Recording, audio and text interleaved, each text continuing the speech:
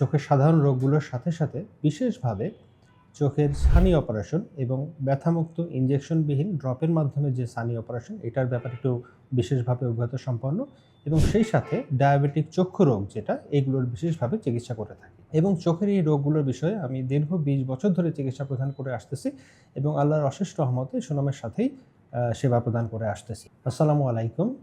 আমি ডাক্তার মোহাম্মদ ইমরানুল ইসলাম আবির। আমি বর্তমানে সহযোগী অধ্যাপক ও বিভাগীয় প্রধান হিসেবে খুলনা মেডিকেল কলেজ খুলনাতে কর্মরত আছি।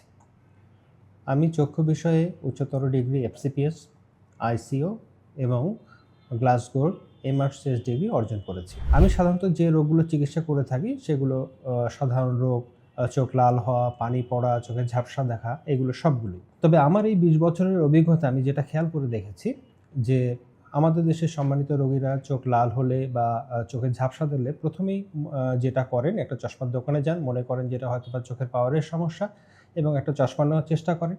অনেক সময় ওষুধের দোকানে যান, গিয়ে সেখানে একটা সাধারণ ড্রপ ব্যবহার করার চেষ্টা করেন এবং এর ফলশ্রুতিতে দেখা যায় যে রোগগুলো হয় অনেক সময় এগুলো একটু জটিল রোগ থাকে এবং এগুলো আরও জটিলতর পরিস্থিতিতে পরিণত হয়।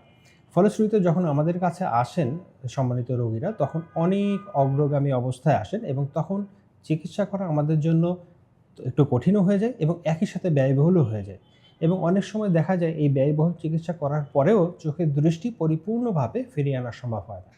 সেই জন্য আমার পরামর্শ হলো যে চোখের যে রোগগুলো আছে সেগুলোকে সবসময়ই সাধারণভাবে চিন্তাভাবনা না করে একজন বিশেষজ্ঞের পরামর্শ নেওয়াই ভালো। কারণ চোখ আমাদের অমূল্য সম্পদ। চোখ হারালে এটা ফিরে পাওয়ায় আমাদের পৃথিবী অন্ধ হয়ে যাবে। সেজন্য চোখটার ব্যাপারে আমরা আসলে সবাই একটু বিশেষভাবে সচেতন হব এবং যত্নে রাখব। আশা করি সবাই আমার উপদেশটা মেনে চলবে এবং আপনাদের সেবায় আমি আছি। আমি ফেসবুকে আমার পেজে সংযুক্ত থাকবেন। আমি চেষ্টা করব বিভিন্ন আপনাদের প্রশ্নগুলোর উত্তর দেওয়ার এবং একই সাথে হোয়াটসঅ্যাপেও আমার সাথে সংযুক্ত থাকবেন। আমি চেষ্টা করব আপনাদের প্রশ্নগুলোর উত্তর দেওয়ার। তবে একটা ব্যাপার আমি প্রথমেই ক্ষমা চেয়ে নিচ্ছি, যেহেতু আমার ব্যস্ততার কারণে আমি অনেক সময় সাথে সাথে আপনাদের প্রশ্নগুলোর উত্তর হয়তোবা দিতে পারব না। তবে আমি আপনাদের প্রশ্নগুলো মেসেজ আকারে পাঠালে আমি সেগুলোর পরবর্তীতে ভয়েস মেসেজ অথবা মেসেজের মাধ্যমে উত্তর দেওয়ার চেষ্টা করব। তবে আবারও অপারগতা প্রকাশ করছি যে আমি সরাসরি হয়তোবা ফোনে আপনাদের সাথে কথা বলা সম্ভব হবে না। সেজন্য বিশেষভাবে অনুরোধ থাকবে আপনারা মেসেজ আকারে আমাকে সমস্যাগুলো হোয়াটসঅ্যাপে জানাবেন, ফেসবুকে জানাবেন। আমি চেষ্টা করব সময় নিয়ে আপনাদের প্রশ্নগুলোর উত্তর দিতে এবং আপনাদের সাথে থাকতে। সকলে ভালো থাকবেন, চোখের যত্ন নিবেন, সুন্দরভাবে পৃথিবী দেখবেন। এই কামনা করে আজকে এই পর্যন্তই। আসসালামু আলাইকুম।